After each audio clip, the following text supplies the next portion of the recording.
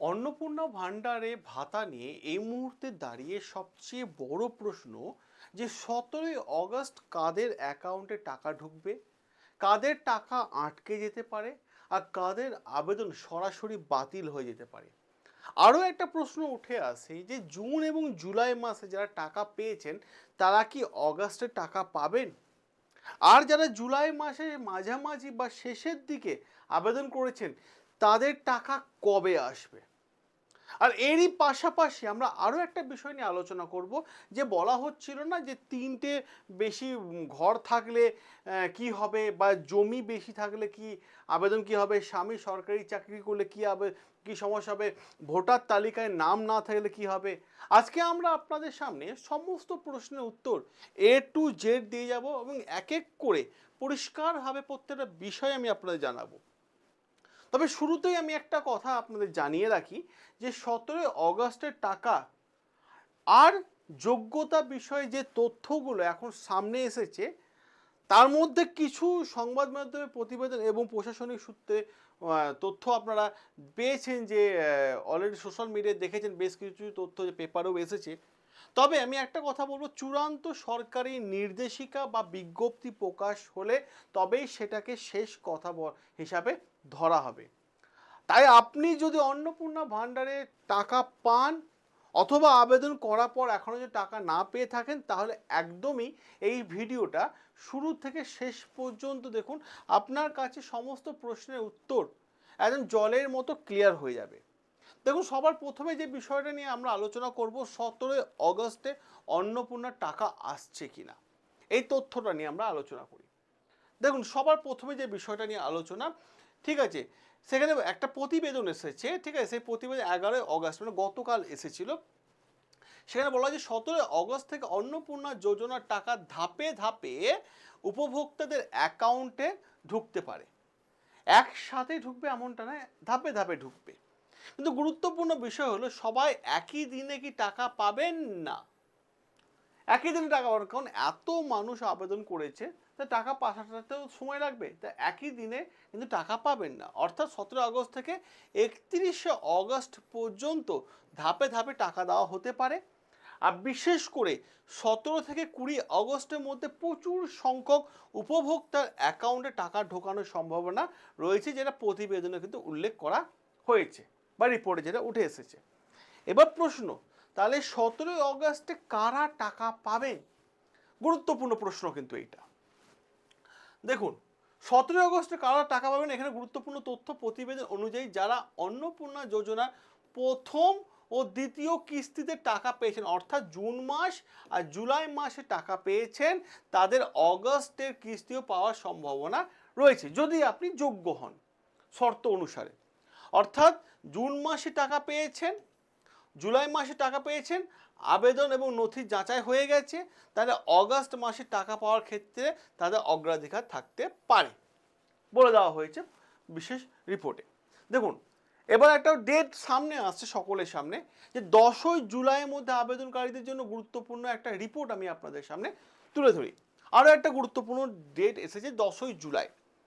বলুন, আপনারা ভাববেন 10ই জুলাই চলে গেছে, আবার কেন এই ডেটটা আসছে? উত্তর দিচ্ছি আপনাদেরকে। দেখুন, 10ই জুলাইয়ের মধ্যে আবেদনকারী যারা 10ই জুলাইয়ের মধ্যে আবেদন করেছিলেন, যাদের সমস্ত নথি সঠিক রয়েছে, মানে সঠিক তথ্য দিয়েছেন, আবেদন অ্যাপ্রুভড হয়েছে আর ভ্যারিফিকেশন কমপ্লিট হয়ে গেছে, তাদের টাকা অগাস্টের পেমেন্ট পাওয়ার সম্ভাবনা রয়েছে। এরই পাশাপাশি কি বলা হয়েছে, তাই আপনার আবেদন যদি আগেই করা হয়ে থাকে, ভ্যারিফিকেশন বা অ্যাপ্রুভ যে হয়ে থাকে, তাহলে অতি অবশ্যই স্ট্যাটাসটা একবার চেক করে নিন, এটাই বলা হয়েছে। এবার প্রশ্ন, কারা টাকা পেতে দেরি হতে পারে, কাদের টাকা দেরিতে আসতে পারে? দেখুন, এখানেও কিন্তু গুরুত্বপূর্ণ একটা প্রশ্ন এসছে। দেখুন, এবার প্রশ্ন হচ্ছে, এবার আসে আবেদনকারীদের কথা যাদের 17ই আগস্টে নাও আসতে পারে। কাদের? যারা 10ই জুলাই থেকে, ডেটটাকে মাথায় রাখুন, 10ই জুলাই থেকে 31শে জুলাই মধ্যে আবেদন করেছিলেন। অনেকের ভ্যারিফিকেশন কমপ্লিট না হওয়ায় টাকা পেতে কিছুটা হয়তো সময় লাগতে পারে, কিন্তু যাদের হয়ে গেছে তারা পেয়ে যাবেন। ক্লিয়ার? অর্থাৎ শুধু আবেদন করলেই সঙ্গে সঙ্গে টাকা পাওয়া যাবে এমনটা কিন্তু বিষয় না, এমনটা কিন্তু বিষয় না, ঠিক আছে। কি করতে হয়, প্রথমে আবেদন করতে হয়, তারপর সেটাকে মানে নথি যাচাই করতে হয়, তারপর ভ্যারিফিকেশনে যাবে, তারপর অ্যাপ্রুভ হলে তারপরেই কিন্তু টাকা, আজকে আবেদন করে দেবেন কাল থেকে আপনার অ্যাকাউন্ট টাকা আসবে এমনটা কিন্তু বিষয় নয়। ঠিক আছে, এবার দেখুন পরবর্তীকালে কারা অন্নপূর্ণার টাকা পাবেন না, গুরুত্বপূর্ণ জায়গা।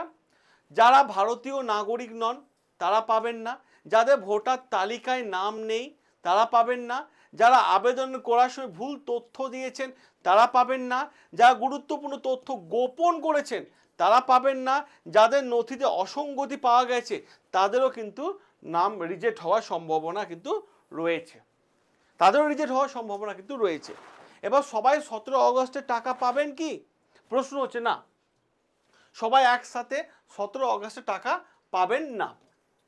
কারণটা কি, 17 অগস্ট থেকে টাকা দেওয়া প্রক্রিয়া শুরু হলো, সমস্ত উপভোক্তা অ্যাকাউন্টে একই দিনে ঢুকবে না, কারণ সবাই প্রচুর মানুষ আবেদন করেছে, টাকা পাঠাতেও সময় লাগবে। অর্থাৎ 17 অগস্ট থেকে 31শে অগস্ট পর্যন্ত ধাপে ধাপে, ঠিক আছে, স্টেপ বাই স্টেপ কিন্তু পেমেন্ট করা হবে।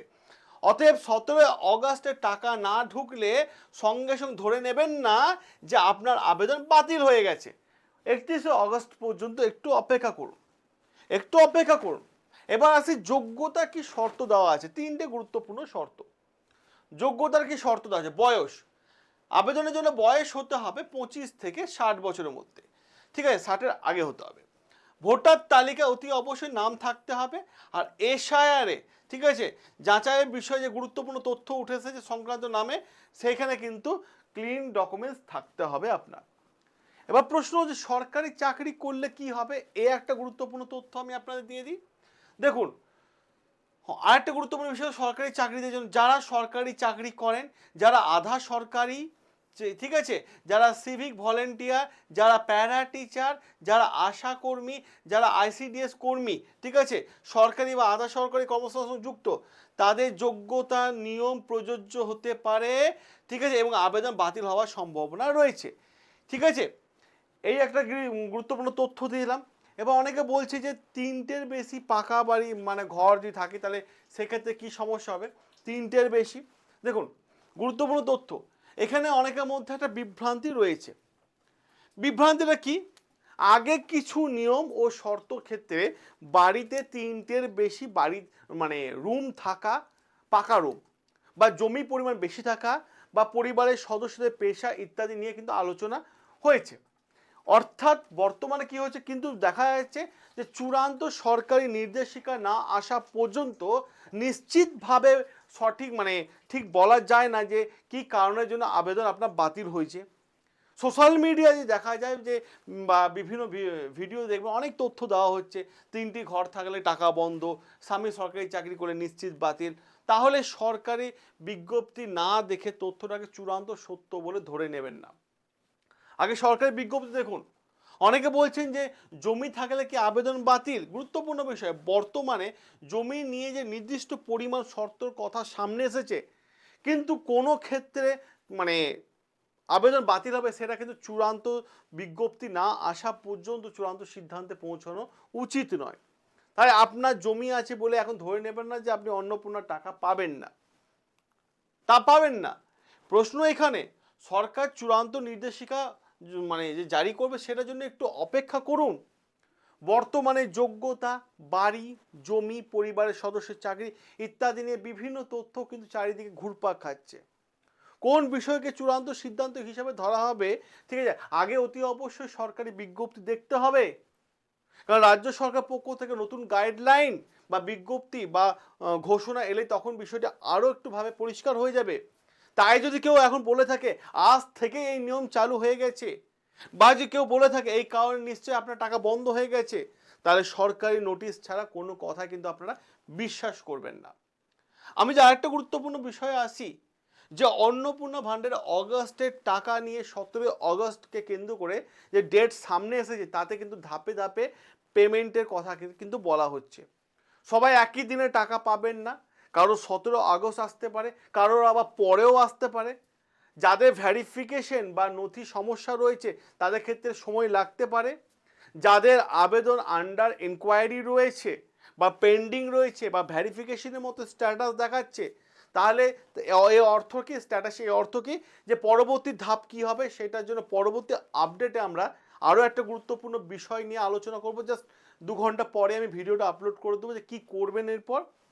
এবং অন্নপূর্ণা ভান্ডারে মানে আপনার টাকা এসেছে কি না বা স্ট্যাটাসে কি দেখাচ্ছে অতি অবশ্যই কমেন্টে জানান। যদি কারো কোনো সমস্যা থাকে আমরা সেই বিষয়টা নিয়ে আমরা ভিডিও করে দেবো আপনাদের সামনে। আর এই ভিডিওটা যদি আপনার মনে হয় যে হ্যাঁ তথ্য পেয়েছেন, তাহলে অতি অবশ্যই বুকে হাত রেখে চ্যানেলটাকে সাবস্ক্রাইব করে দেবেন এবং ভিডিওটাকে শেয়ার করে দেবেন, মানুষের কাছে পৌঁছাক তথ্য। দেখা হবে আপনাদের সাথে নতুন আরও একটা গুরুত্বপূর্ণ আপডেট নিয়ে।